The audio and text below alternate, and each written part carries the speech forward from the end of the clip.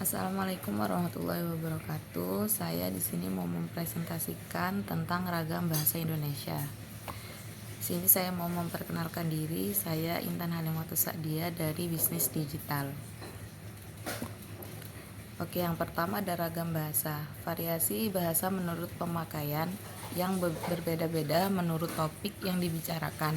Namun hubungan pembicara, kawan bicara, orang yang dibicarakan, serta menurut medium pembicara. Ragam bahasa ada 4. Yang pertama ragam bahasa lisan, ragam bahasa tulis, ragam bahasa baku, dan yang terakhir ada ragam tidak baku. Yang pertama ada ragam lisan. Ragam lisan adalah bahasa yang dihasilkan melalui alat ucapan dengan fonem sebagai unsur dasar. Ciri-cirinya yang satu ada memerlukan orang kedua atau teman bicara kita. Yang ketiga tergantung situasi, kondisi, ruangan, dan juga waktu. Yang keempat tidak harus memperhatikan unsur gramatikal, hanya perlu intonasi serta bahasa tubuh. Yang keempat berlangsung cepat. Yang kelima ada sering dapat berlangsung tanpa alat bantu. Yang selanjutnya kesalahan dapat langsung dikoreksi. Selanjutnya ada dapat dibantu dengan gerak tubuh dan mimik wajah serta intonasi. Yang terakhir ada dipengaruhi oleh tinggi rendahnya suara. Yang kedua ada ragam tulis. Ragam tulis adalah bahasa yang dihasilkan dengan memanfaatkan tulisan dengan huruf sebagai unsur dasarnya. Ciri-ciri ragam tulis ada 1. Tidak memerlukan orang. Yang tadi kan memerlukan orang. Yang ragam tulis tidak memerlukan orang, tidak memerlukan teman bicara. Yang kedua ada bersifat objektif. Jadi di situ kita harus ada objeknya. Yang ketiga ada tidak tergantung kondisi, situasi, serta waktu. Kebalikan dari ragam berbicara. Selanjutnya ada mengembangkan konsep makna yang jelas. Kita juga harus memikirkan makna-maknanya dengan jelas. Selanjutnya ada harus memperhatikan unsur gramatika. Terus berlangsung lambat.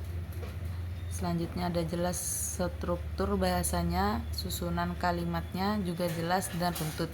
Kalau kita sebagai ragam tulis ini kita harus menyiapkan semua dengan runtut dan berurutan. Selanjutnya ada selalu memakai alat bantu. Kita memakai alat bantu ya seperti pensil dan lain-lain. Kesalahan tidak dapat langsung dikoreksi. Yang terakhir tidak dapat dibantu dengan gerak tubuh dan mimik muka, hanya terbantu dengan tanda baca. Selanjutnya ada kelebihan dan kekurangan ragam tulis. Yang pertama, kelebihan, informasi yang disajikan bisa dipilih untuk dikemas sebagai media yang menarik. Yang kedua, umumnya memiliki kedekatan budaya dengan kehidupan masyarakat. Yang ketiga, dapat digunakan untuk menyampaikan maksud, membeberkan informasi. Kelemahannya yang pertama ada alat atau sarana yang memperjelas pengertian seperti bahasa lisan tidak ada akibatnya, bahasa tulisan harus disusun lebih sempurna. Yang kedua, tidak mampu menyajikan berita secara lugas, jernih dan jujur jika harus mengikuti kaidah-kaidah bahasa yang dianggap cenderung miskin daya pikat dan nilai jual. Yang ketiga ada ragam baku dan non-baku. Ragam baku adalah ragam yang dilembagakan dan diakui oleh sebagai besar pemakainya sebagai bahasa resmi dan sebagai kerangka acuan norma bahasa dalam penggunaannya. Ragam tidak baku atau non-baku adalah ragam yang menyimpang dari norma baku.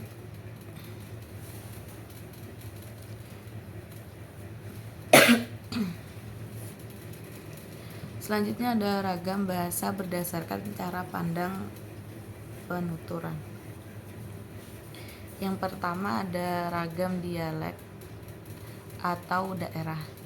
Kedua ada ragam terpelajar. Ketiga ada ragam resmi. Yang terakhir ada ragam tidak resmi. Ragam dialek atau daerah. Variasi bahasa yang dipakai oleh kelompok bangsawan di tempat tertentu dalam situasi lama disebut dengan logat-logat. Yang kedua, ciri khas tekanan, turun naiknya nada, dan panjang pendeknya bunyi bahasa membangun aksen yang berbeda-beda. Jadi ragam dialek daerah ini tergantung daerah kita masing-masing. Seperti misalnya Jawa ya, Jawa lebih ke omongan mereka yang lembut, halus. Mungkin tidak dengan orang Madura. Kalau orang Madura ini dia kalau berbicara dengan nada tinggi, mungkin dia tidak bermaksud dengan nada tinggi, tapi memang logat dari mereka sendiri itu nadanya tinggi. Seperti di Padang, di Makassar yang nadanya tinggi. Kalau di Jawa kan seperti Jawa, Sunda itu kan mereka lembut gitu. Jadi meskipun mereka marah pun seperti tidak marah. Selanjutnya ada ragam terpelajar. Ragam terpelajar, bahasa Indonesia yang digunakan oleh kelompok penutur berpendidikan tampak jelas perbedaannya dengan yang digunakan oleh kelompok penutur yang tidak berpendidikan. Jadi pasti beda loh yang berpendidikan sama yang tidak berpendidikan. Kita pasti tahu dong. Kalau yang berpendidikan mungkin tutur katanya lebih bagus, lebih sopan, dan yang tidak berpendidikan mesti kita juga tahu karena cenderung tidak sopan. Yang tidak contohnya ada tidak terpelajar, video, film, komplek, pajar, pitanim, itu seperti mereka tidak tahu bahasa yang kata-kata yang benar. Kayak tulisan video harusnya kan kita pakai V nih, tapi dia pakai P, itu juga termasuk ciri-cirinya. Film, kompleks, fajar, dan vitamin, karena mereka tuh nggak tahu gitu loh kata-kata yang benarnya. Selanjutnya ada ragam resmi. Bahasa yang digunakan dalam situasi resmi seperti pertemuan-pertemuan, peraturan-peraturan, dan undangan-undangan. Ciri-ciri ragam bahasa resmi. 1. Menggunakan unsur gramatikal secara eksplisit dan konsisten. 2. Menggunakan kata ganti resmi. 3. Menggunakan imbuhan secara lengkap. 4. Menggunakan kata baku. 5. Menggunakan EYD. Yang terakhir adalah menghindari unsur kedaerahan. Jadi kalau kita sedang berada di acara resmi, kita tuh harus menggunakan bahasa yang resmi, bahasa Indonesia yang resmi. Kita nggak boleh menggunakan bahasa dari daerah kita, logat daerah kita, dan yang lain-lainnya. Ragam tidak resmi. Bahasa yang digunakan dalam situasi tak resmi seperti dalam pergaulan dan percakapan pribadi. Ciri-ciri ragam bahasa tidak resmi kebalikan dari bahasa resmi. Di ragam tidak resmi ini kita bisa menggunakan bahasa kita sendiri, bahasa daerah kita, maupun bahasa keseharian kita seperti apa, karena tidak di lingkup resmi. Sekian dari saya, Intan Helmatus Sa'dia. Mohon maaf jika ada kurangnya. Assalamualaikum warahmatullahi wabarakatuh.